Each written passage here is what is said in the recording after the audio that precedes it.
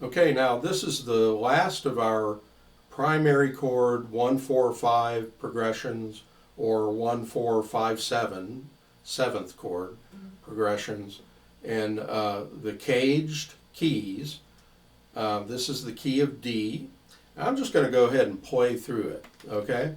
And it's got that same place where on the fourth measure that there's an extra downstroke that shouldn't be there. Cross that out like we did in the others. So it's just like it's got the same typo as the other ones with the strum. So it's kind of like a Jimmy Buffett strum. I'm going to count it off. Go ahead and play it with me. I'll go through it twice. 1, 2, and 3, and 4, and...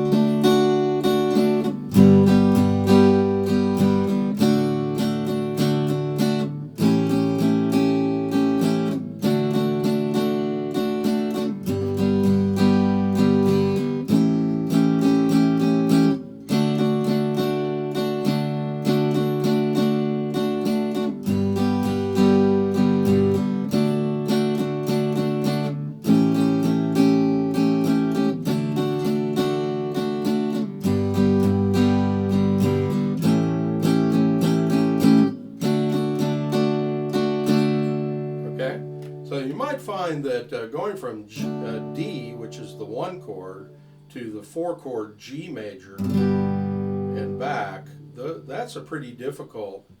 You have to really go all the way across the fretboard, and it's hard to do that as quickly as you need to, like up, down, up, G. See, I missed it. So it's real easy to kind of flub it a little bit. So you have to kind of practice drilling that. I would go, like maybe up, down, up, G, and drill that a lot. Up, down, up, G. Do the whole thing of doing sort of the slow, smooth arch, where you're going back and forth slowly and deliberately, and then the ready, set, go, so that you get there quickly. Ready, set, go. And then do the strum drills, up, down, and then also G back to D. It's a different change, even though it's the same 2 chords. It's really a little different. So it's up, down, up, down, up, down, up, down. And so that's kind of a tricky change. The A7 is that clamped A, where you clamp your first finger. Actually, if we go from the first string, it's pinky on the 3rd fret, second finger just normally bent on the 2nd string, 2nd fret. Second finger, 2nd string, 2nd fret.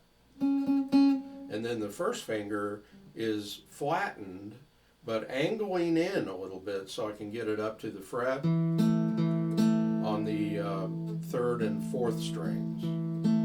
So you want to press. You have to press pretty good to keep them from buzzing. You want to hit the open 5th string. So that's A7. We've had that before in the earlier, like even in the first book, the 12-bar blues in E, where we went E7 like that to A7 and then B7. Okay, but really, you kind of know the drill. We've done the same strum, the same rhythms with all the other progressions. But don't forget to review the basic chord changes of each of these 5 keys. C, F, G7, C. And that would be the 1 chord, the 4 chord, the 5-7 chord, resolving back to 1. And then the key of A. A is the 1 chord, D is the 4 chord, E7 is the 5 chord, back to A. And then G is the 1 chord, C is the 4 chord, D7 is the 5 chord. One thing about going from C to D7, I may not have mentioned it during the lesson, I just thought of it, is that you can hold that first finger move second and third, but I wouldn't take the first finger off. Okay? And then after the key of G is E, E major, A major, and I think we were doing second, third, and fourth finger on the A, just because it's easier to get from E to A if you just move second and third fingers over. So it's E is the 1 chord, A is the 4 chord, and then B7 is the 5 chord. And you want to mute that 6th string when you play the B7. So it's 1, 4, 5, 1. And now the last key of D is the 1, G is the 4 chord, and A7 is the 5 chord. Okay? And so I'm going to play it one more time, and just I'm going to kind of do it a little faster. So like 1 and 2 and 3 and 4.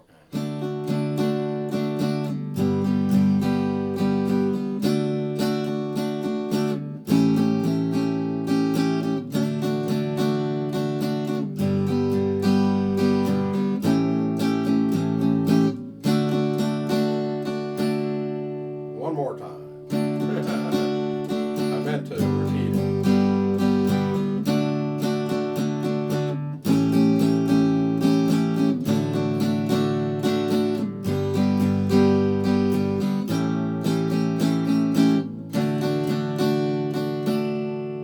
Okay, so the thing about studying this is you want to see the relationships of the 1, 4, 5 chords in each of those 5 keys.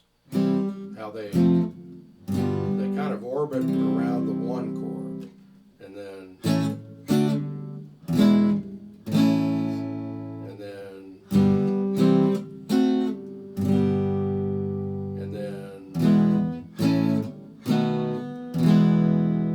D,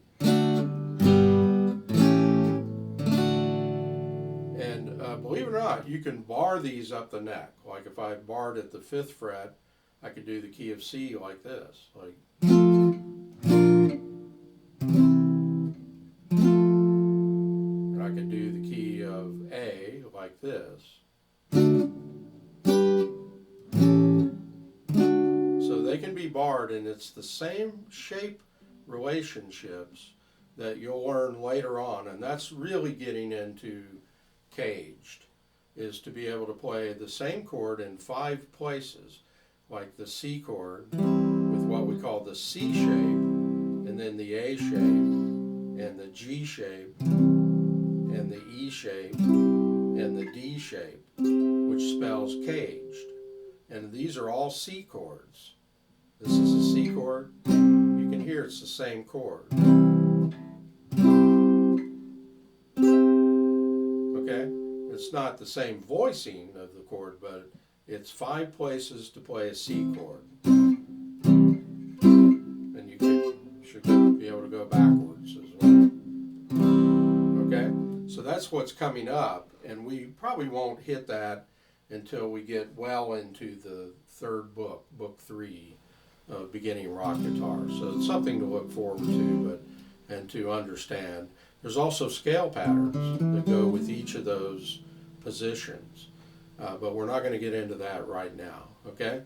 So make sure you like this video, subscribe, and like my Facebook page, John Hedger Guitar Studio. Thank you.